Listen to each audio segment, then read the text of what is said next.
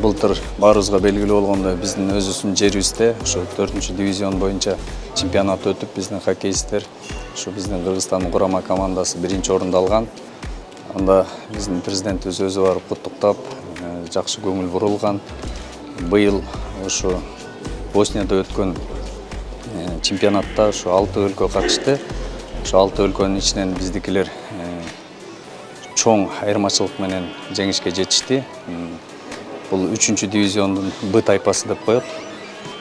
Буюрса эми 3-дивизиондун А тайпасын утуш керек. Ошону менен биздин хоккеисттерибиз дагы бир тепкичке өйдө көтөрүлөт.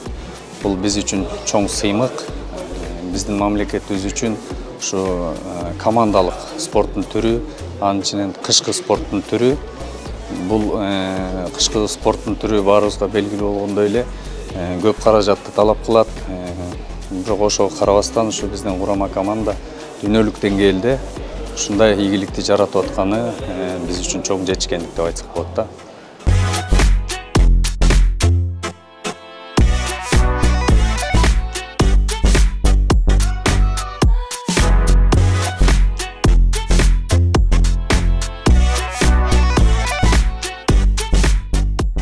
Появлялась какая-то уверенность. И самое-то главное, в конце, я как тренер, который уже 3 года, 3-й раз уже с командой работаю, я увидел команду, когда все 3 звена способны заменить друг друга, забивали все.